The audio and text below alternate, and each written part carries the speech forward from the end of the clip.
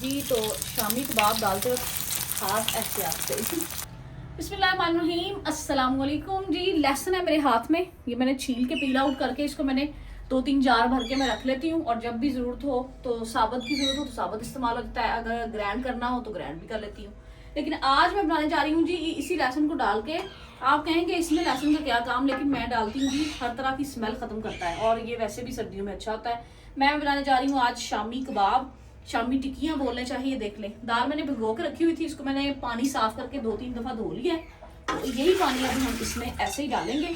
अगर ज़्यादा लगा तो मैं इसको ऊपर से निकाल दूंगी। एक कदर हमने लिया जी कुकर के अंदर डाली है हमने 1 पाव चने की दाल।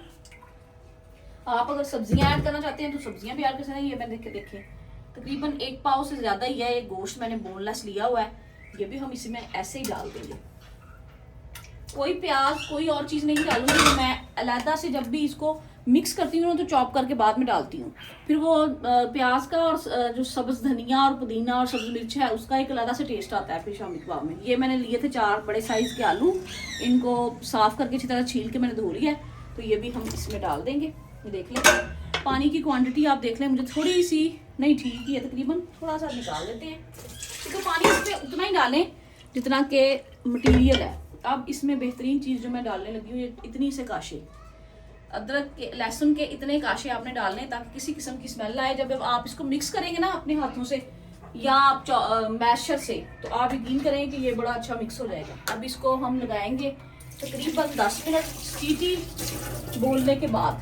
तो जी तो अल्हम्दुलिल्लाह 10 मिनट सिर्फ लगाए मैंने, और पानी मैंने बिल्कुल डाला था बाद में, इसको फिर भी मैंने ड्राई कर लिया है।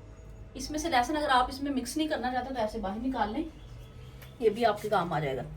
मैं कोई मैशर नहीं लूंगी जी, मैं इनको हाथों से मिक्स करूंगी। और ये देख लें तैयार है जी, इसको हाथों से मिक्स कर लेंगे। साथ में डालूंगी जी मैं प्याज, 2 बड़े साइज के प्याज मैंने लिए, उनको बिल्कुल चॉप कर लिया है। सब्ज मिर्च चॉप कर लिया है, धनिया जितना आप डाल सकें। और अगर आपको पुदीना लवर है तो आप पुदीना भी डाल सकते हैं। तो बाकी इनको मैं मिक्स करती हूँ, इनको ऐसे मैं मिक्स कर रही हूँ फिलहाल। नमक मिर्च फिर मैं डालती हूँ इसमें।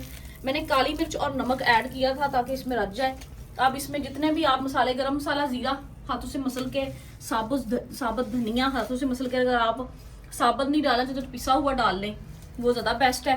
क्योंकि बच्चों ने खाने होते हैं, बच्चे आपको पता है जी बच्चे बहुत नखरे करते हैं जी। तो अल्हम्दुलिल्लाह देख लें मसाला मेरा बिल्कुल रेडी है, और ये देख लें कितना थिक बना है। ऐसा ही बना चाहिए, फिर आपकी जो शामी है या टिक्कियाँ हैं या कबाब आप जो भी कहते हैं वो टूटेगी नहीं और ऐसे बिल्कुल यकजान बनेगी। अगर आपका पेस्ट, आज आपको मैं टिक दे देती हूँ तरकीब जी। अगर पतला बनता है तो आप उसमें रस या ब्रेड वगैरह मिक्स कर लें, उससे ये यकजान हो जाएगा। लेकिन मैंने ऐसा कुछ नहीं डाला, अल्हम्दुलिल्लाह मेरा बिल्कुल ठीक बना है। मुझे इस वक्त चाहिए सिर्फ 4 कबाब, क्योंकि मैं बनाने जा रही हूँ आज कुछ इनसे चटपटा सा, वो मैं आपको दिखाती हूँ साथ साथ। तो मैं सिर्फ फिलहाल 4 बेलूंगी, बाकी फिर बाद में बना के आप इसको स्टोर कर लें, फ्रीज कर लें फ्रीजर में, और जब दिल चाहे इसको फ्राई करें अंडे के साथ या बेसन के जी। तो अल्हम्दुलिल्लाह देख लें, अभी मुझे 4 चाहिए तो मैं सिर्फ 4 बेलूंगी। उसके बाद जो बाकी पेस्ट है उनकी बेल के आप उसको स्टोर कर लें फ्रीज़र में।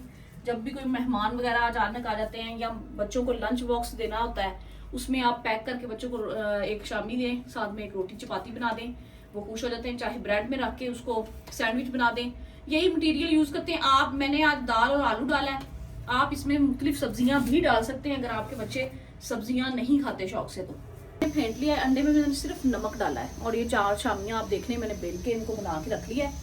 अब हम इनको फ्राई करते हैं। उसके बाद ब्रेड भी मैंने रख ली है, सॉस मेरी रेडी है। तो उस हिसाब से फिर बाद में इसकी फिलिंग जो है ना वो मैं आपको बाद में दिखाती हूँ। पहले हम इस शामियाँ फ्राई कर लेते हैं जी। तो ये देख लें माशाल्लाह बहुत खूबसूरत कलर आ रहा है। इसको लाइट का फ्राई ना करें, मैं तो फुल फ्राई करती हूँ ताकि इसका फिर टेस्ट जो है ना वो बड़ा अच्छा आता है, अंदर तक चीज़ें फ्राई हो जाती हैं। बाहर लोग चॉप करके भी चीज़ें बना लेते हैं, लेकिन मैं कोशिश करती हूँ हर चीज़ पकी हुई हो अच्छी तरह से। ऑयल मैंने ज़्यादा इसलिए है, बाद में फिर मैं इसको कवर आउट कर लूँगी। देखो इसको 2 मिनट के लिए पकाते हैं, आँच हमारी दरमियानी है जी। तो अल्हम्दुलिल्लाह सारी चीज़ें हमारी रेडी हैं। ये मैंने सिर्फ बंद गोभी ली है इसमें लगाने के लिए, सैलड के तौर पे आप खीरा वगैरह भी लगा सकते हैं। शामी कबाब माशाल्लाह देखने हमारे बेहतरीन बने और कलर भी बड़ा खूबसूरत आया। मैंने सेक लिए हैं जी ब्रेड, हल्का हल्का इनको मैंने गर्म किया है, इससे फिर ना ठंडा ठंडा टेस्ट नहीं आएगा। सकते हैं ये जो हमारी सॉस है ये ठंडी है, इसको हम अप्लाई करेंगे। आप ज़्यादा खाते हैं तो ज़्यादा लगा लें, मैं तो सिर्फ लाइट लाइट सी लगाऊंगी। बस लगाइए, इसके ऊपर अंडा रखें और बंद गोभी का एक पीस रखें। उसके बाद ये रखें शामी, और ये लें, आपका जो बर्गर है वो रेडी है। ये देखिए